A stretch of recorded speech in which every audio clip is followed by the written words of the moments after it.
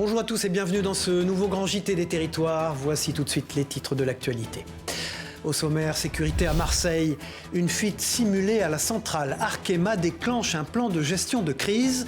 Notre partenaire sur place, La Provence, a pu suivre cet exercice dans la salle de crise. Un moment exceptionnel, habituellement interdit aux caméras que vous verrez donc. Nous nous rendrons ensuite en Côte d'Armor où le maire d'une commune a démissionné de son poste en signe de protestation contre la fermeture d'une classe dans l'école locale. Vous écouterez sa réaction au micro de notre partenaire TBO sur place. La Fédération française de ski a célébré ses 100 ans d'histoire marqués par des succès mondiaux. Retour sur ce centenaire avec notre partenaire sur place, 8 Mont-Blanc. Et puis à la fin de ce journal, nous irons en Moselle où chaque semaine, une université permet à qui s'y intéresse de s'initier au langage des signes. C'est notre partenaire Moselle TV qui est sur place. Le gaspillage alimentaire est un des fléaux de notre société. C'est la raison pour laquelle une banque alimentaire éphémère a ouvert ses portes au pied des remparts de Saint-Dizier. Un moment d'échange qui a permis aux habitants de découvrir le fonctionnement de cette structure tout en sensibilisant au gaspillage et à d'autres enjeux, vous allez le voir. Reportage de Julien De Bruyne pour notre partenaire Puissance TV sur place. Au pied des remparts de Saint-Dizier, la solidarité s'invite. Une banque alimentaire éphémère a été installée pour une journée porte ouverte par la Banque alimentaire Champagne Sud et Meuse. L'objectif, sensibiliser les habitants à l'importance de la solidarité tout en leur permettant de découvrir le fonctionnement de cette structure. En plus des distributions alimentaires, des ateliers de cuisine ont permis aux visiteurs de goûter certains produits offerts. Ça permet de faire connaître nos actions. Là, aujourd'hui, c'est bien axé sur la lutte contre le gaspillage avec nos associations partenaires. On s'oriente aussi sur des fruits ou des légumes qui ne seront plus très beaux, qui ne sont pas trop faciles à donner, mais qui peuvent encore servir à une sauce tomate. Et donc là, c'est les ateliers cuisine. Tout ça, là, c'est une pédagogie et c'est du lien social. Les enfants n'étaient pas en reste. Carrousel, jeux en bois, un clown pour les divertir et des friandises à savourer ont apporté une touche festive à la journée. Cette attention particulière pour les plus jeunes n'était pas anodine. L'idée était de transmettre les valeurs de solidarité dès le plus jeune âge. 6 associations partenaires de la Banque alimentaire étaient également présentes, renforçant ainsi la mobilisation collective autour de cette cause essentielle. C'est la première fois qu'elle se déroule au rempart et je trouve que c'est une super bonne idée. On connaît tous la Banque alimentaire, mais c'est excentré du centre-ville et c'est pas facile d'y aller quand on n'est pas véhiculé. Donc ici, c'est très bien. Le bilan de cette banque alimentaire est une véritable réussite. La présidente ne cache pas son ambition, rééditer l'événement l'année prochaine avec l'idée d'élargir l'action en récupérant des aliments, des vêtements et bien plus encore. Une chose est sûre, le message de la lutte contre le gaspillage a bien été reçu. Un siècle de passion pour les sports d'hiver. Fondée après les Jeux Olympiques de 1924 à Chamonix, la Fédération française de ski a célébré ses 100 ans d'histoire, marqués par des succès mondiaux. Alors que nous nous tournons vers les Jeux de 2030 dans les Alpes, l'héritage de cette institution se renforce un peu plus encore. Regardez ce reportage signé Jules Demeur pour notre partenaire 8 Mont-Blanc. Le 15 octobre 1924 naissait la Fédération française de ski. En 100 ans, la pratique s'est révolutionnée, le sport, lui, s'est démocratisé. Pour son centenaire, la Fédération a réuni les champions de ski d'hier et d'aujourd'hui, l'occasion de célébrer l'héritage d'une histoire qui a traversé les époques. Le vrai héritage, c'est d'avoir formé des générations et des générations de skieurs, c'est-à-dire des gens qui vivent et qui ont vécu en montagne, et qui finalement ont créé cette espèce d'héritage immatériel qui est le plus important, la transmission. Transmettre de génération en génération les acquis des plus grands champions. Ils ont marqué l'histoire du ski français à coups d'exploits pour continuer d'inspirer leurs successeurs. Sans les autres, on n'est rien. On a besoin de stimulation, on a besoin d'échanges pour progresser, et c'est ce qui est arrivé. Et surtout, il y a une forme de solidarité intergénérationnelle qui est née à partir de là. Et je suis très fier de ça, très fier d'avoir réussi à rassembler cette grande famille. Des générations de skieurs brillants et aussi de skieuses brillantes. Dans les années 1960, les premières femmes se sont affirmées en montrant la puissance du ski féminin à travers les exploits des sœurs Guachel. On a été à la base du renouveau du sport français en général. Parce que dans la foulée, il y a eu Christine Caron. Le sport féminin avant, en France, n'avait pas une notoriété extraordinaire avant que nous, l'équipe de France féminine de ski, arrive et truste toutes les médailles. Une lente féminisation au sein de la fédération, comptant aujourd'hui près de 40% de femmes parmi ses licenciés, pour qui du chemin reste à faire ces prochaines années. On a envie d'intégrer encore plus les femmes par rapport aux équipes, c'est-à-dire qu'aujourd'hui les femmes devenir coach peut-être, ça c'est quelque chose qui a vraiment mis du temps à arriver, mais qui arrive vraiment. Il y a des femmes maintenant coach dans les équipes en tout cas étrangères. Pas tout à fait encore en France, donc ça pourrait être un levier d'amélioration. Un héritage à poursuivre et renforcer pour cette famille du ski français qui verra s'écrire demain, à l'horizon des Jeux en 2030, les prochaines pages de son histoire. Et puis nous partons pour Marseille où l'anticipation est essentielle en matière de sécurité. Une fuite simulée à la centrale nucléaire a conduit la préfecture à activer son plan de gestion de crise. Notre partenaire La Provence a eu l'opportunité d'accéder à cet exercice au cœur du réacteur, un moment exceptionnel où les caméras sont habituellement interdites. Reportage de Rudy Dahan. Très bien, donc je comprends que la situation est effectivement grave. Je vous confirme l'activation de ce PPI. L'alerte est donnée. Le plan d'urgence vient donc d'être activé par le cabinet du préfet des Bouches-du-Rhône. Une importante fuite de produits chimiques suite à la chute d'une grue sur une canalisation vient d'être signalée par l'usine Arkema de Saint-Menet. Le temps presse, il faut se rendre vers la salle de gestion de crise. Heureusement, il ne s'agit là que d'un exercice. Mais tout est fait pour se rapprocher au mieux des conditions réelles. Tous les services sont prévenus, les sirènes sonnent l'alarme et le dispositif FR Alert est activé sur tous les téléphones portables dans un périmètre de 3,5 km autour du lieu de l'accident. Abritez-vous immédiatement dans un bâtiment fermé. 2. Fermez les portes, les fenêtres, les aérations et les ventilations. 3. Consultez les médias et les réseaux sociaux. 4. Restez en lieu sûr jusqu'à la fin de l'alerte. Ça marche bien ce truc, hein? Vous voyez notre charge? J'ai pas trop compris en fait. Ça t'a fait peur ou pas Un petit peu. Mais après c'est bien parce que c'est une alerte, du coup s'il y a une vraie alerte, on est alerté. C'est la sonnerie qui fait peur. La sonnerie de l'alerte qui fait peur. Elle est stressante. Ouais. Ça m'a fait bizarre, j'ai demandé à un agent qui était dans le magasin, et donc un équipier du moins, et qui m'a dit de ne pas m'inquiéter, que c'était juste une alerte. Très surpris parce qu'on se pose des questions. On croyait que c'était une alerte à la bombe presque. Oui, une alerte. Une population souvent surprise donc, bien que prévenue depuis plusieurs jours de l'exercice. Cette simulation grandeur nature aura donc permis de peaufiner les automatismes à mettre en place dans ce genre d'événement. À la fin de l'alerte, peu avant 13h, tous les services concernés semblaient satisfaits du dispositif. Le bilan est très positif pour nous puisqu'on a eu premièrement une montée d'alerte très rapide, quasiment immédiate à l'ensemble des services de l'État, une communication très forte via l'ensemble des outils dont on dispose, les sirènes déclenchées par l'opérateur directement, les sirènes SAIP que la sécurité civile peut déclencher sur la zone, donc qui ont été très largement entendues sur site, et puis aussi l'outil FR Alert qu'on a pu tester à cette occasion, qui envoie un signal à l'ensemble des personnes présentes dans le périmètre sur leur téléphone portable et qui ont pu avoir connaissance de l'exercice en cours et du risque industriel. Le deuil périnatal reste un sujet délicat en France qui touche pourtant de nombreuses familles. Stéphanie, une Martiniquaise de 40 ans, a tragiquement perdu son bébé quelques jours avant l'accouchement. Pour surmonter cette épreuve difficile, elle a rejoint une association qui participe à des groupes de parole pour échanger avec d'autres femmes ayant vécu des situations similaires. Un témoignage recueilli par notre partenaire via ATV sur place. Il y a 3 ans et demi, 15 jours avant son terme, Stéphanie ressent que son bébé ne bouge plus comme avant. Inquiète, elle s'empresse d'aller à l'hôpital avec son mari. Après une échographie, le médecin lui annonce la mauvaise nouvelle. Il a posé des mots très simples. Je suis désolée, le cœur de votre bébé s'est arrêté de battre, c'est terminé. Le temps de prendre conscience, ça met quand même quelques secondes à monter au cerveau. En fait, je me suis mise dans une posture où il fallait que j'accouche. Il fallait absolument que j'accouche. Il fallait absolument que ça s'arrête. Ce n'est qu'après mon accouchement que je me suis effondrée. Je me suis littéralement, effondrée. Je pense que je pleurais toutes les nuits. Après l'accouchement, s'en est suivi l'enterrement et le début d'un long processus de deuil. Si Stéphanie a pu bénéficier d'un congé maternité, ce n'est pas le cas de son compagnon. Pour affronter sa douleur, le couple commence à consulter un psychologue.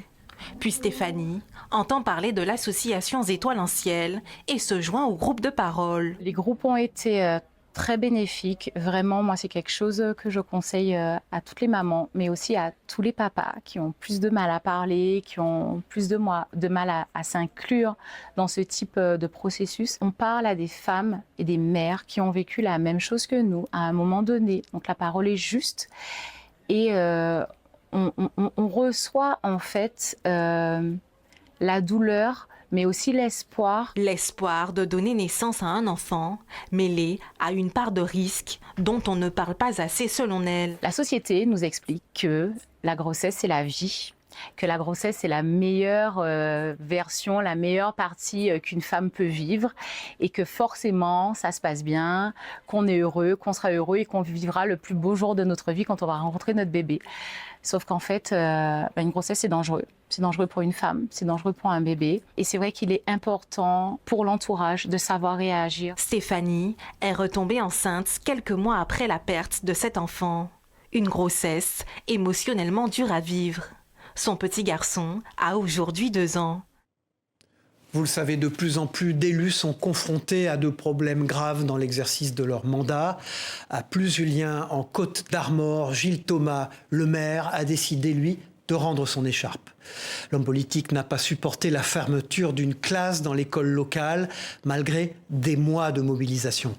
Un geste symbolique qui résonne fort, car 6 autres adjoints le suivent dans cette protestation. Ensemble, ils estiment ne pas être entendus par le gouvernement. Et la situation soulève des questions sur l'avenir de l'éducation dans cette petite commune. Notre partenaire TBO a pu s'entretenir avec le maire pour en savoir plus. Écoutons-le. Je suis au bout de ce que je pouvais faire, donc je me sens plus la force de continuer parce que je crois que dans nos petits territoires on n'est plus écouté, on n'est plus entendu. Malgré tous mes rencontres, malgré tout ce qu'on a pu faire, on n'a pas réussi à les faire changer d'avis. 24 enfants, 5 niveaux, pour moi c'est ingérable. Ils me disent le contraire. On verra la suite. Parce que là on parle de 25 enfants gentils ou 24 enfants gentils, bien. Mais c'est pas ça, hein, c'est plus ça l'école. Les enfants en difficulté, beaucoup d'enfants en difficulté. Du sport maintenant dans ce journal, et pas n'importe lequel, puisqu'il s'agit du motoball. Il combine le football et la moto et se joue sur un terrain herbeux, vous allez le voir. Le club de Souma-3 a vécu un moment de gloire puisqu'il a décroché son seul titre de la saison en remportant le trophée des champions.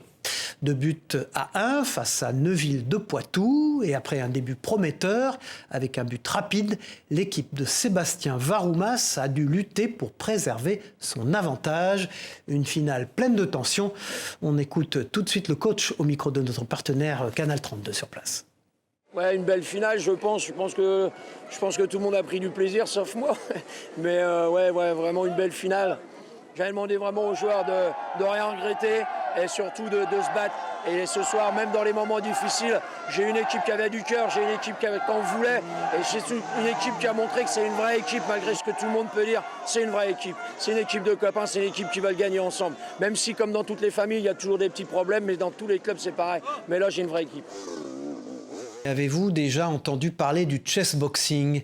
C'est une discipline sportive qui combine la stratégie des échecs et la boxe anglaise, oui.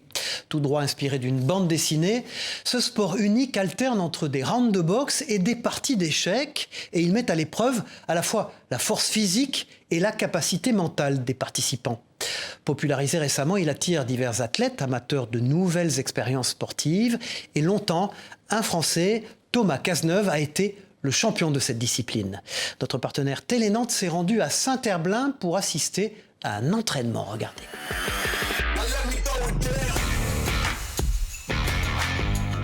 Comme tout le monde, oui, ça m'a surpris. Je pense que les gens ne s'attendent pas à l'existence d'un sport, d'une hybridation entre la boxe anglaise et les échecs qui ont vraiment des stéréotypes très opposés l'un de l'autre. Un combat de chessboxing, c'est une alternance de rounds d'échecs et de rounds de boxe, 3 minutes chacune. Donc le combat s'arrête par KO ou par échec et mat. Il y a aussi une notion de temps. Le combattant qui n'a plus de temps à la pendule perd la partie, perd le combat. chaque élite. On appuie sur les pendules.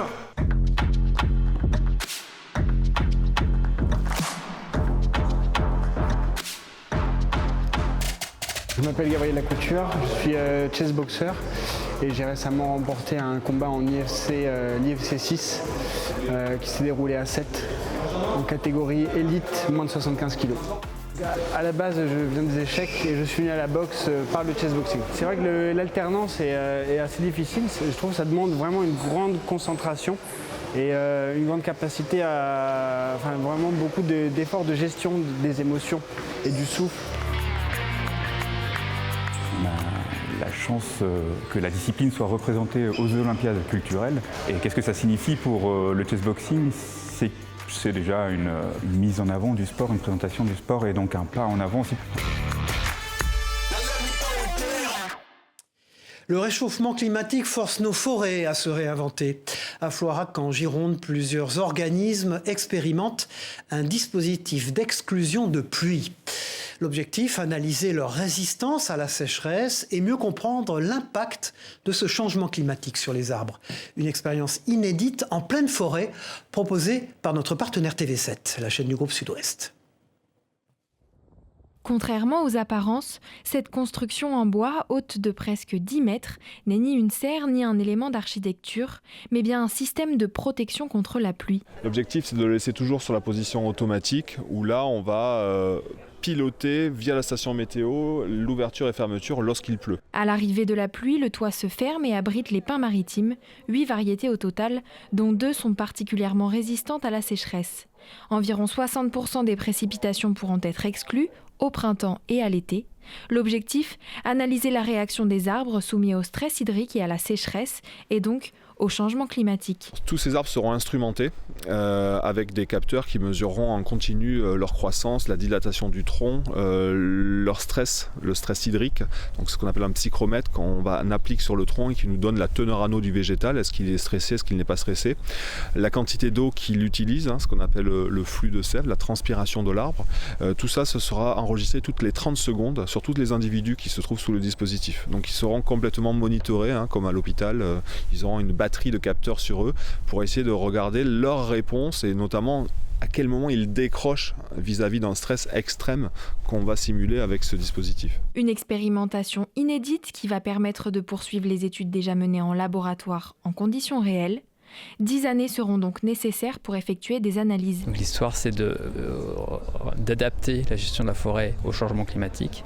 Et donc ici même, là, sous le dispositif, de tester les pins maritimes et à l'avenir aussi des chênes sur des conditions de stress hydrique, c'est-à-dire de sécheresse, plus fortes encore que celles qu'on attend dans le cadre du réchauffement climatique, pour anticiper un peu justement la réaction des pins maritimes dans ces conditions-là. Une parcelle témoin, soumise, elle, aux précipitations, a été plantée à quelques mètres de là afin de comparer les résultats. Un monde de silence ouvert à tous. Chaque semaine, l'université de Sarreguemines en Moselle propose à une dizaine de volontaires de plonger dans l'apprentissage de la langue des signes. Grâce à des séances ludiques et diversifiées, ces cours ne se contentent pas d'enseigner un nouveau langage, ils créent aussi des liens et favorisent, vous allez le voir, l'inclusion. Un reportage de notre partenaire Moselle TV sur place. Actualité oblige, c'est un vocabulaire bien particulier qui est à l'honneur, celui d'Octobre Rose et d'Halloween. Chaque mercredi pendant 2 heures, des apprenants de tout âge se réunissent pour apprendre la langue des signes. Des sessions qui sont l'occasion de créer des liens, de favoriser l'inclusion et d'enrichir la culture de chacun. C'est une langue qui est attirante en fait, parce que on observe beaucoup, dans l'expression. Et il y a beaucoup de communication, même plus, j'ai l'impression, parce qu'on doit vraiment observer l'autre et être attentif à l'autre. Et je trouve que c'est une manière de communiquer très intéressante. Et pour certains, c'est dans la vie professionnelle que ces bases peuvent être utiles. Pour moi, et par rapport à mon travail, c'est pour aider et essayer de rompre l'isolement social des personnes qui sont sourdes ou malentendantes pour pouvoir communiquer avec elles ou essayer de communiquer avec elles. Je suis amenée à accompagner des personnes qui sont sourdes, profondes, et le fait de suivre la formation peut m'aider à communiquer plus facilement avec eux. Qu'est-ce qui est difficile? Parfois la coordination, essayer de reproduire ce qu'on voit, et parfois ça peut être un peu compliqué. Le cours est encadré par Danielle Wagner qui enseigne la langue des signes depuis 4 ans. Elle-même sourde, elle nous fait part de l'importance d'apprendre cette langue. Une belle opportunité d'apprentissage, mais surtout de rencontre et d'inclusion au-delà des mots. Voilà, et pour bien vieillir, rien de tel que de stimuler son esprit. À l'Île-Rousse, en Haute-Corse, l'atelier Bien vieillir propose tous les jeudis des activités ludiques pour aiguiser les réflexes cognitifs des participants. Au programme, jeux de cartes, mémoire et logique dans une ambiance conviviale qui favorise le lien social. Un moment enrichissant pour tous, offert par notre partenaire Télépaésé sur place. L'objectif, c'est bien sûr la prévention de la perte d'autonomie et puis la stimulation, effectivement, la prévention des pertes d'autonomie au niveau cognitif. Et c'est comme faire un sport, il faut entretenir. Et là, c'est pareil sur le plan de la mémoire, il faut faire des exercices, il faut entretenir, il faut stimuler. Donc, et puis en même temps, l'autre objectif, c'est aussi le lien social, parce qu'en fait, vous voyez, il y a une ambiance quand même très sympathique. Il y a du lien qui se crée entre les participants et ça rend l'isolement aussi. Cette semaine, c'est Léon de Fontaine qui était l'invité de Face au territoire sur TV5 Monde avec la PQR. Le porte-parole du Parti communiste français a répondu aux questions de nos partenaires. Écoutez ce qu'il a dit. Qu'est-ce qui vous anime? Quel est votre rêve de vie, Léon de Fontaine? Ça va être assez simple, mais en réalité, bien sûr, il y a tout mon engagement politique qui reste bien sûr quelque chose d'assez structurant chez moi et envie que cette société puisse permettre d'offrir tous les codes aux jeunes pour pouvoir s'émanciper et s'épanouir pleinement. Ça, c'est bien sûr un sujet important et ça. C'est pas gagner de l'argent. Non. Sinon, je serais encore une fois pas au Parti communiste français non plus d'ailleurs.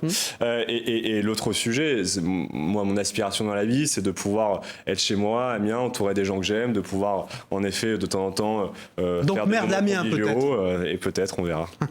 Vous avez mentionné tout à l'heure votre compagne avec qui vous organisez des barbecues pour recevoir vos amis le week-end. Elle est engagée aussi, elle est de votre côté, de votre sphère politique. Oui. Alors elle n'est pas engagée politiquement, on est ensemble depuis un bon moment. Je n'étais pas engagé en politique quand on était ensemble au tout début. Elle n'est pas engagée politiquement. En revanche, on a des discussions politiques et en effet, elle est un soutien indispensable, notamment lorsqu'on est autant exposé médiatiquement. C'est important d'avoir une sphère privée aussi solidaire. Voilà, et puis les éditions locales du magazine Le Point, notre confrère, ce week-end dans les kiosques. Elles portent sur Lille et sur Nantes. À Lille, les équipes du Point parlent d'un marché d'opportunités dans l'immobilier avec des prix en baisse, des choix aussi très élargis et puis des candidats à l'achat qui négocient de plus en plus. Un sujet sur la secousse des transports également, qui sont sous haute tension là-bas, alors que la crise du métro devrait se résoudre. Et puis, l'eau du robinet n'est ni polluée ni cancérigène, affirme le vice-président de la métropole, qui se veut très rassurant. Et puis, à Nantes, l'édition Nantes, donc du Point, Nantes à la pointe de la recherche médicale, un grand sujet qui vous présentera tous les chercheurs qui sont à Nantes. Et puis Saint-Nazaire qui se réinvente. Saint-Nazaire avec ses chantiers navals, son aéronautique, ses nouvelles industries. Enfin, entre deux eaux, c'est également une sur l'immobilier. La chute des prix et des transactions se ralentit un peu à Nantes. Exploit culinaire maintenant dans ce JT au Salon Dauphinois 2024. Laurent Bouilloux, chef d'un restaurant au Versou, a battu un nouveau record en proposant un pâté en croûte de 2,02 mètres de long.